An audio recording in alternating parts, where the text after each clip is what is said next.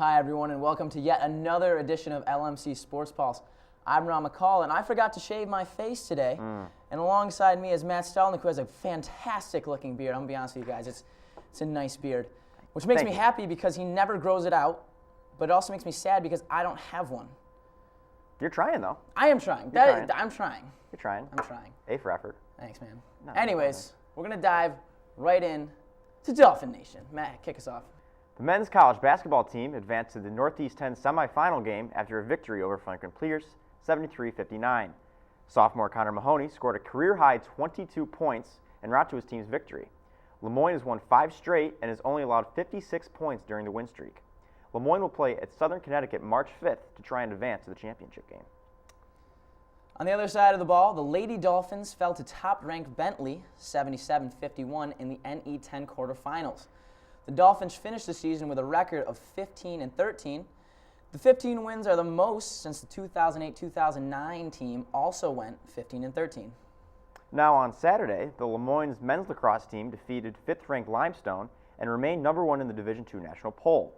The Dolphins collected all 11 first-place votes in a poll that remained mostly unchanged from a week ago. On Tuesday, junior attackman Kevin Kelly and junior goalkeeper Ben Rognoli received weekly Northeast 10 Conference men's lacrosse honors. Lemoyne will next face off against Pace University at home on Saturday, March 8th at noon, trying to improve to 4-0. The game can be viewed on the Lemoyne Dolphins Sports Network. Now, the women's lacrosse team started the season off with a victory over Bentley on Saturday, 15-6. They remain 4th overall in the Division II national poll and will be away at LIU Post March 5th. Lemoyne baseball took the field on Saturday, taking on Dowling. Lemoyne took the lead with runs coming in the 3rd and 4th inning, but Dowling struck back with 3 runs in the 5th. The Finns tied it up in the top of the 9th, but Dowling won the game in the bottom with the 9th inning. In the 9th inning, with 1 run on 2 hits, redshirt freshman Ryan O'Kane suffered his first loss on the bump after the team allowed 5 runs, only 2 of which were earned on 8 2/3 inning. They start the season 3-6. So a rough start there for the boys there on the baseball team. Yeah, they'll rebound though. Oh, Solid yeah. team. It's, Great team. They're working through it right now. It's cold still. Yeah. This isn't indicative of anything this time. They'll get through it. But let's march on down the road and over to the Dome. At the Dome, and let's see what's going on with the Cuse. Now, as I'm sure you all know by now, the Orange's hopes of an undefeated season went up in flames 2 weeks ago in a shock upset against Boston College, and the games that followed didn't exactly treat the Orange well either. A tough loss to Duke was followed by a shaky victory against Maryland, which was followed by a crushing loss to Virginia, which was followed by yet another head-scratching loss to Georgia Tech. Now, with one more game left in the regular season, the team is looking to exercise those recent demons and rebuild some momentum for the postseason. So, Rob, what's going on here? What's going on with the Cuse? What's going on with the Cuse is they're finally paying for not being able to produce offense. What's happening is they're finally paying for not having an offense, really. I mean, they seemed like a shoo-in as a number 1 seed for the ACC tournament. Now they're fighting for a spot, really, a better spot there, and their hopes in the actual tournament, they're looking shaky. Where do you think they're going to fall in the major tournament there? What do you think their seed number is going to be? The big dance, it's not going to be what we thought. I don't know if you listened to Joe Lunardi today. Joe Lunardi is ESPN's bracketologist. He has Syracuse projected right now as a number 3 seed. Just digest that for a second. We were the number 1 overall seed, right, and we are now the number 3 seed. That just goes to show you how far this team has fallen in the eyes of the voters. You can't. There's nothing that can be even said here. It's bad. Is it time to worry? It's time to worry if you're a Syracuse fan, because 1-4 in the last 5 games. The points per game differential is now -6.2. Their point production has completely fallen off. Their bench production has fallen off. Everything has gone up in flames, it seems like. And there's really no one place I think you can point to where the breakdown is happening. And I think that's the most concerning thing.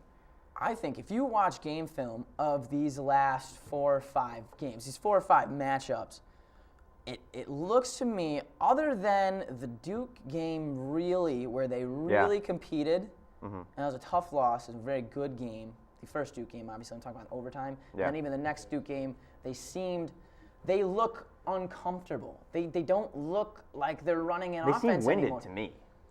I wouldn't say winded. I would not say winded. They don't seem winded. It's not. We're not out of shape. They've been playing a whole season. They've been playing fine. I don't think it's necessarily winded. I think it's just they look out of sorts. They look just uncomfortable.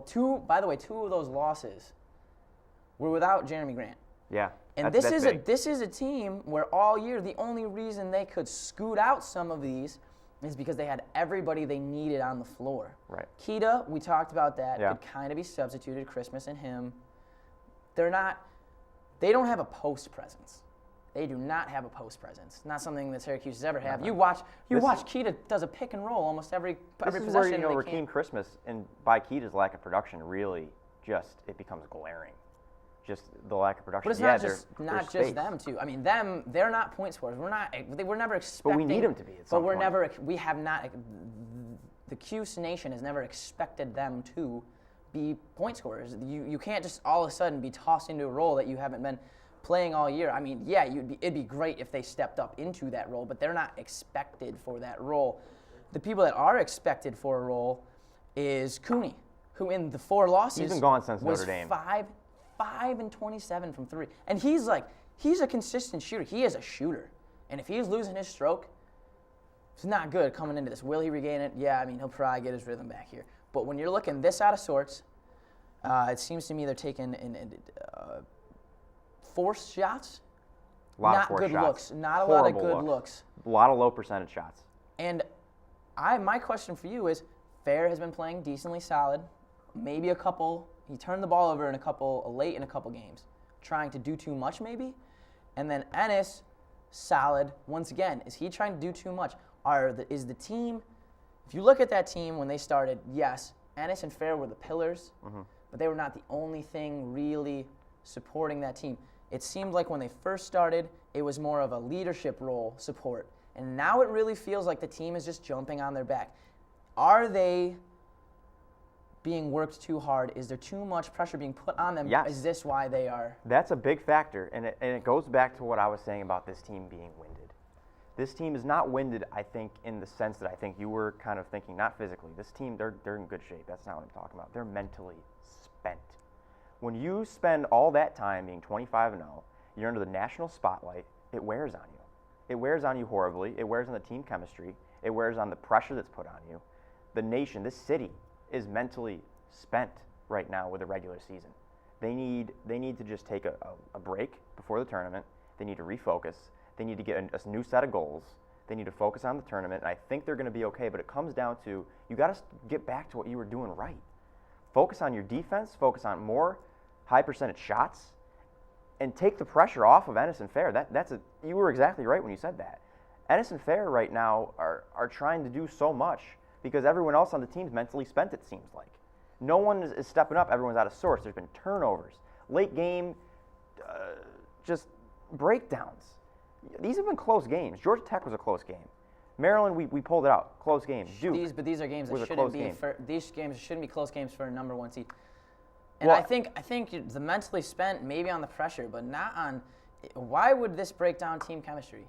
Is my question. I don't understand how being number 1 would break down team chemistry, or how it would really mentally drain you. I feel like if anything, you're on this confidence thing and you're working. I really feel like that works for you in the situation. And after a win against a Duke like that and such a level, that game I get drains you. I get that. You're drained because you put so much into that. But you can't lose focus like that. And I think the one thing that's going to keep this team, the one thing that's making me hopeful is the fact that you have Jim Boeheim as your head coach. He is a veteran of the game. He will get his team on the right track. I think it might take some tough love. After the game, he even said, we need to learn how to score. Something along, they need to. That's another big thing that was completely just overlooked by just our raw performance in that first part of the season was we were not an offensive powerhouse. How many times did we sit here on this show and talk about the fact that, okay, we've won all these games, but we've been winning close games. That's not a good thing. That's not a good sign. We were not blowing out the Notre Dames of the world. Yeah. We were not blowing out the Marylands of the world. So you get that little bit of pressure, that little bit of just loss of focus, and suddenly that 3-point win becomes a 3-point loss. That 6-point win becomes a 6-point loss. So it all just snowballs. But I think at the end of the day, there's so much talent here. We don't need to worry too much about this team because last year, you know what their record was in those last 5 games leading up to the Big East tournament? 1-4. And then they cruised to the Big East tournament. They cruised to the NCAA tournament, and they made a Final Four run. And I think this team's got more talent, and when they're playing well, they're just an overall better team. So I don't think they have too much to worry about. They just need to just push aside what happened, focus on what they're doing right, rebuild chemistry, and I think they're going to be okay. Yeah, I think so. We had a cakewalk start. Right. Then it starts getting heated. You play well, and you get the pressure put on you. It wanes on you, and Wayne's World. Wayne's World. Party on, Garth. No, I think you're right. There's not much that we need to get too worried about here. I think they'll get their stuff together.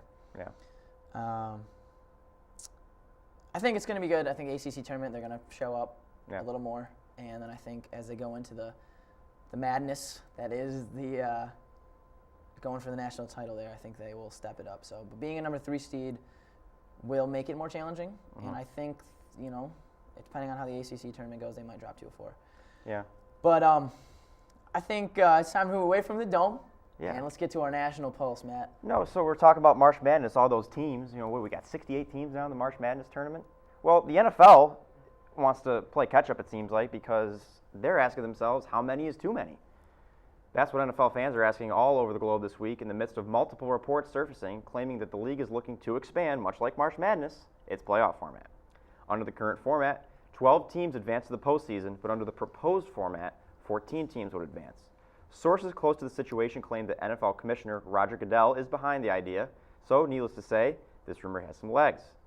Is this just another example of the NFL chasing the mighty dollar, Rob? What do you think? It probably is. It is. And do you want to know what I wrote down in my notes? I thought a lot about what I was going to say today. Yeah. And do you want to see what I wrote on my notes? It just says, I don't know if you can read that. It just says, "Stop it, Roger." Stop it, Roger. He has tampered with this game so much as an NFL commissioner, and I just don't know why he wants to change it. The Pro Bowl is now obsolete. Mm-hmm. It's a game that no one cares about anymore, and there's QB rules about hitting. There's all sorts of rules, and to tell you the truth, like watching an NFL game, it's like the rules are just made up half the time. So no one really knows. Roger Goodell needs to take a chill pill. The game is doing fine. Really is. No one's like, man, there really needs to be this. Like, it's not like a BCS situation where people are like, you need to get rid of this system. I'm annoyed. Yeah. No one is saying that about the NFL. People love the NFL. And then say what you need to say, and then I will. Well, let me just throw a cautionary tale at you really fast. I'm not going to talk too much about NASCAR, but I think what I'm about to say is going to apply very well. In the early 2000s, NASCAR was booming, much like the NFL has been booming over the last 7 years. The NFL was always a very steady property up until the mid-2000s, but my God, it took off in the mid-2000s like no one would believe. NASCAR went through a similar, but on a smaller scale, went through a very similar type of growth like that. Then, in chasing the mighty dollar, chasing all these casual fans everywhere, they went and made a ton of changes that pissed off the hardcore fans, which is, I feel like, is exactly what the NFL is doing right now in order to chase bigger and better TV ratings and more money. And guess what? It's going to backfire. People are not happy about this. They're not happy about all of the rule change. This is not the only rule change. That's what I'm saying. Several rule changes there's a lot. They want to eliminate kickoffs. They basically want to eliminate kickoffs. Basically already have. By moving it up, you basically already have. They want to change the structure of extra points. They even want to eliminate extra points. They want to put teams in London. Where does it stop? The London silly nannies? They don't. The NFL needs to just focus on what it's doing right. The game is okay. You're right. The game's fine. We don't need to expand the playoffs. The playoff system in the NFL, in my opinion, is the most efficient playoff system in sports. It's one game per series. It's exciting. There's always thrillers.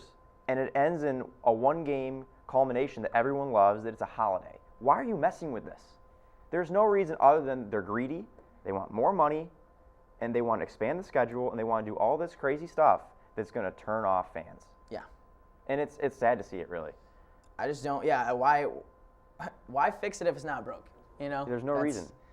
You don't fix what's not broken. Yeah, that's. And the NFL is the antithesis of broken. It's the most valuable sports property on earth right now. Yeah, it's amazing how many people follow the NFL. It's such an easy game to watch, and it's so easy to pick up. I don't get it, Roger. Just stop it, Roger. Out. Cut it out. Anyways, speaking of the NFL, a certain NFL superstar was in the news this week, but it was not because of his skills on the gridiron. Indeed, Seahawks QB Russell Wilson participated in spring training with the MLB's Texas Rangers this past week, presumably as a way to test the waters of a future career in Major League Baseball. Scouts were reportedly impressed with Wilson's abilities, with some even going as far to say that they might recruit him right now. Matt, could Russell Wilson be a Bo Jackson and become a two-sport athlete? Well, let me just say the biased part of me wants to see it. Oh, I think we all do. I love Russell Wilson. I think he's great. I think he's an awesome ambassador for the sport. And I think if there's anybody that could do it, it would be him. He's athletic. He can run. And let's go back to his baseball stats here. He was a great player at North Carolina State and Wisconsin. He played minor league baseball for 2 years, one for the Tri-City Dust Devils. No one probably knows who that is. It doesn't really matter. And in 2011, he played for the Ashfield Rockets.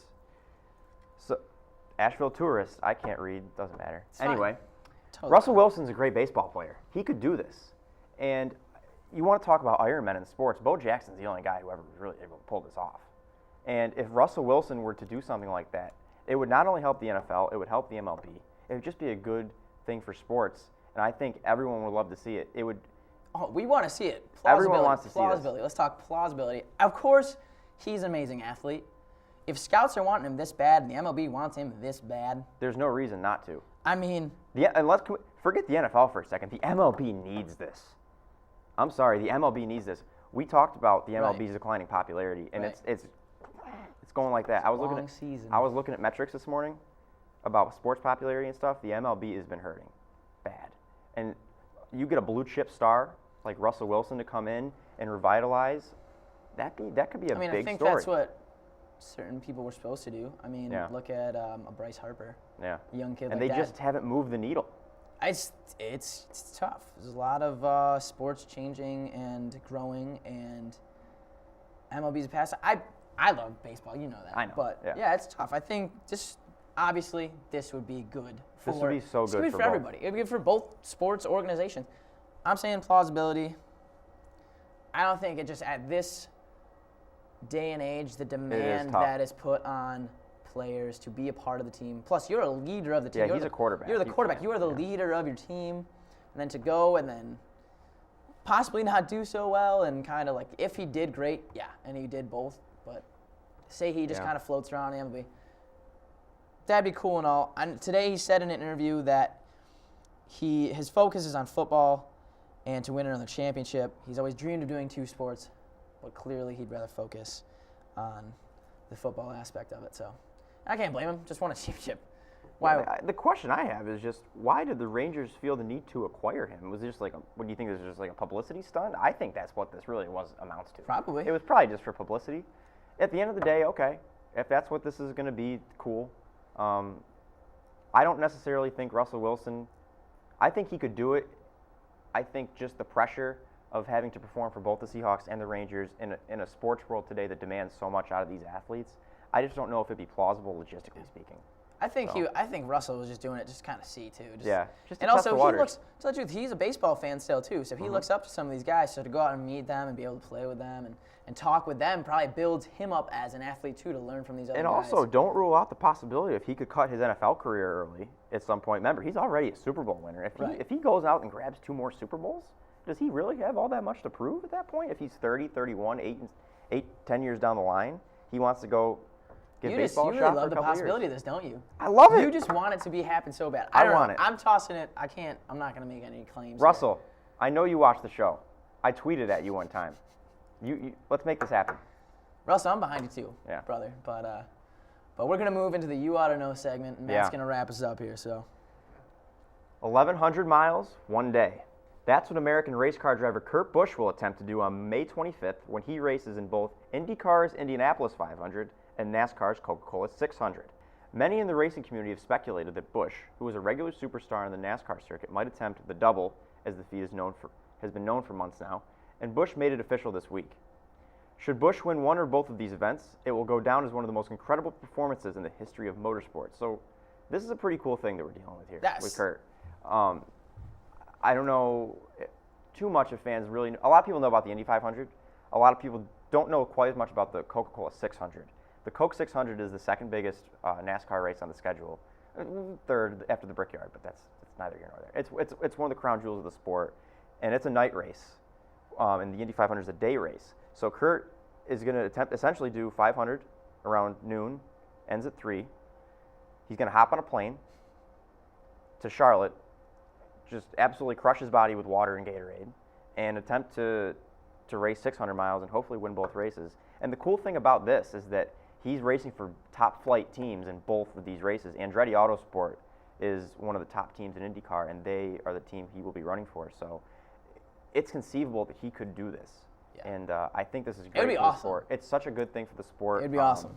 Simply because it's going to bring a lot of attention to both races, which is awesome. Yeah. So very cool story. I thought I'd share it with everyone. So no, that's super cool. Hope I've totally forgot to tell. I thought this was a super fun fact going back to Russell Wilson. Yes. Just throw it in there. Throwing it in there. Throw it on me, Daddy. They were selling his jerseys at the souvenir shop, and the $30 T-shirts sold out in 10 minutes. Mm-hmm. And by the end of the day, when they closed at 5, there was 3 jerseys left, and they were the $125 ones.